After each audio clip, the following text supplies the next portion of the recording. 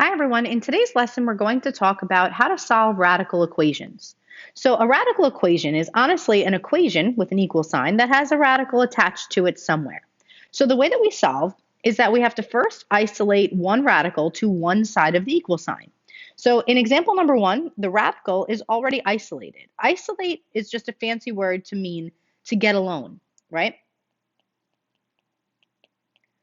So if I want to get the radical alone to one side of the equal sign, this one's already there. And then what we know we can do is we can do the inverse of each side. So squaring will get rid of a radical. So this is the trick that we can do here. It's an algebraic trick, right? We can square both sides. Just as we can add a number to both sides or divide a number, we can also square. So the square and the square root will cancel each other out, and we'll be left with y minus 6 equals 2 squared, which is 4. So we add 6 to both sides to solve, and we get that y is equal to 10. And what we always want to do, which it looks like I didn't write this, you always want to do step 3, if you want to add this in, is you want to do a check. Checks are very, very important. So the way that we do a check is that we always rewrite the original equation. So my original equation is the square root of y minus 6, and we want to see if that equals 2 when I plug in my answer of 10. So I'm going to go ahead and plug 10 in for y, and I'm going to solve. So we have the square root of 10 minus 6, and we want to see, does that equal 2? So 10 minus 6 is 4. The square root of 4 is, in fact, 2. So since the left side equals the right side, check, we're all set. The answer works out. All right, let's look at a more challenging question like number 2. So number 2 here, the radical is not the only thing on this side of the equal sign. We've got this 5. So we actually have to get rid of that 5. Now, since the 5 is positive, we can actually just subtract it, right? So we're going to minus 5 on both sides. So we get the square root of 4y minus 3 must equal negative 3. So now that we've isolated or got the radical alone to one side, we now can square both sides and solve. So we're going to square this side, and we're going to square this side. Remember, the square and the square root cancel each other out because they're inverses. And we have 4y minus 3 equals negative 3 squared, which we know is 9. And all we're going to do is solve for y by adding 3 to both sides. And we get 4y equals 12. Divide both sides by 4, and we get y is equal to 3. So again, in order to solve, or to know that our answer is correct, we have to check it. So we always, always, always check into the original equation. So I'm going to write original. Checks are always made with the original equation. So 5 plus the square root of 4y minus 3 must equal 2. So all I did was just copy this original equation. So now I'm going to put in my y value that we got here, which was 3. So we're going to put the 3 in for this y here. So we've got 5 plus the radical 4 times 3 minus 3, and we want to see if that equals 2. So 5 plus, now the square root of 4 times 3 is 12 minus 3, and we want to see if that equals 2. So let's keep simplifying. 12 minus 3 is 9, and the square root of 9 is 3. So does 5 plus 3 equal 2?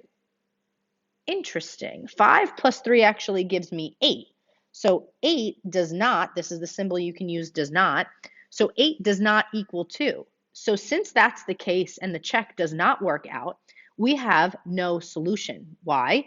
Because we have to reject this one because it doesn't check out. And since we don't have any other solutions, that means our answer is no solution. So this is why the check is super duper important. If we didn't check it, we would have circled y equals 3, and we would have said, oh, that's our final answer, but it's not. All right, let's take a look at example number 3. So in example number 3, first step, is the radical isolated? Well, absolutely is. It's the only thing on this side of the equation. So we're going to have to square both sides, right? That's step 2. So square both sides. Remember, the square and the square root cancel each other out. So we're left with 2 minus 2y equals this stuff. Well, y plus 3 squared, remember, we have to write it twice. Y plus 3 times y plus 3. So this is going to require a little bit more steps to solve. So we're going to have to double distribute this right side. So y times y gives me y squared. Y times 3 gives me 3y. 3 times y gives me 3y again. And 3 times 3 gives me 9. I can combine my like terms in the middle, and I get y squared plus 6y plus 9. And we can bring down the stuff that we have on the left side. Now, because we have a y squared equation, we have to get everything over to that side so that we can set it equal to 0. So I'm going to minus the 2 and add the 2y. So by doing that, the negative 2 and 2's will cancel. So I'll be left with y squared plus 8y plus 7. Now we should notice that my leading coefficient is 1. So we're going to find values that add to 8 that also multiply to 7. So take a couple minutes, try to figure those factors out, and then hit resume when you're ready for the answer. Okay, so my factors should be y plus 1 and y plus 7. And when we do a t-chart, we're going to set each piece equal to 0 and solve. So we've got y equals negative 1, y plus 7 equals 0. We're going to subtract 7 on both sides. 0 minus 7 is negative 7. So these are my two possible answers. So what we learned from the other example is that we don't know that that's going to be the exact answer until we check it. So we're always checking, remember, back into the original equation. So we're going to write our check, but this time we have to do two checks.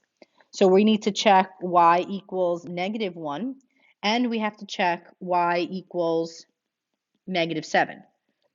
So it would be helpful if you wrote them this way. And we're going to check into our original equation. So we've got 2 minus 2y in the radical must equal y plus 3.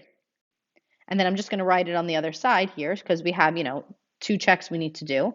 So 2 minus 2y equals y plus 3. So we're going to first check y equals negative 1, and we're going to put it here and here. Then we're going to check y equals negative 7, and we're going to put it here and here. And we need to check if the left side equals the right side. So on this one, we're going to plug in y is equal to negative 1. So 2 minus 2 times negative 1. We want to see if that equals negative 1 plus 3. So let's check the left side. 2 minus negative 2 and negative 1. Negative and a negative multiply to a positive.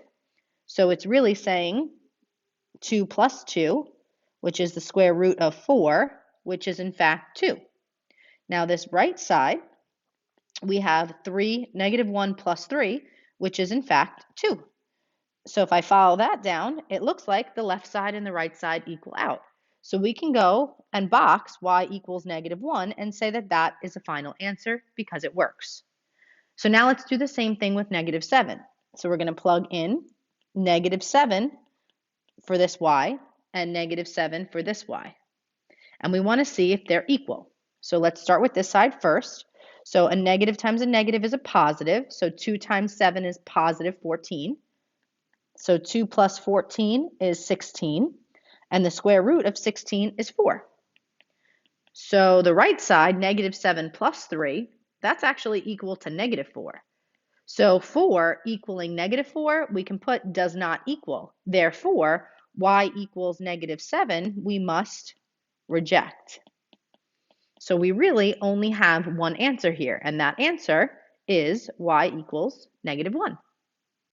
All right, so number 4 is a challenging problem because there are radicals on both sides. If you'd like to look at the steps on the previous page and try to see if you can figure it out, That's okay. So I'm going to write that this is just a challenging problem. Feel free to try it, and if you'd like us to go over it in class, we absolutely will. All right, have a good night.